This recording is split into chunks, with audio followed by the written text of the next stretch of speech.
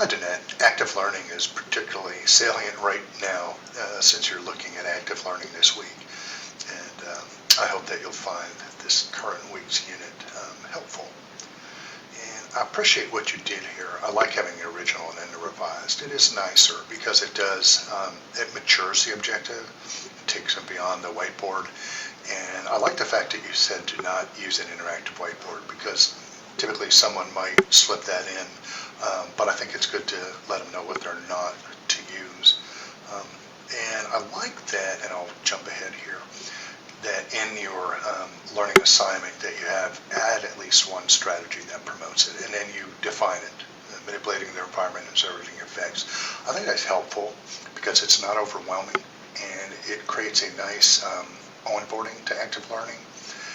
And down here, when you put the online discussion community, I like that. I like that you're staying within the context of the ways in which your learners are used to interacting, and not just picking something, right, like a blog or wiki or another space just for the novelty or to do something different, but to stick within the context that your students are used to interacting with. I think that's a smart approach. Let's see, and I felt the way you laid this out is really scaffolds well, and it's easy to understand. And I'll look at your rubric here in just a second, but it's really granular, and I think your rubric is a very nice complement to it. One of the peer evaluations are always challenging, so you might want to even consider like a peer evaluation rubric or a template. I always find those helpful when you're dealing with a wide range of skill levels and potential perception levels of the assignment. And I think here, I think earlier in the assignment you kind of help define what active learning is, but agree that you may want to give an example or two, and sticking kind of with the approach that you take here of what it is and what it is not, maybe what active learning is and what active learning is not. Providing an example may be helpful. I thought that your rubric was really nice. I had it open here. Let me see if I can pull this up again.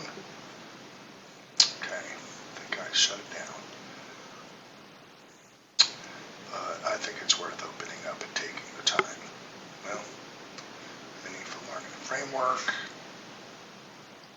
Okay, we're back to that, and a rubric here. Okay, I think I've got the rubric here. Thank you for your patience there. I felt it was so well written that I wanted to pull it up and just offer some compliments here.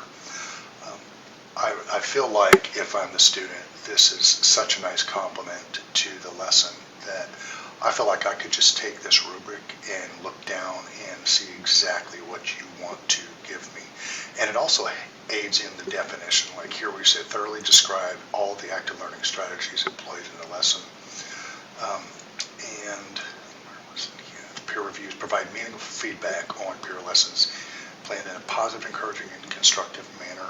So if you had a template, that would be a nice marriage of these two, but I really feel like your rubric is going to really guide these learners through this assignment. And I think you did a really good job with the assignment, and appreciate your submission.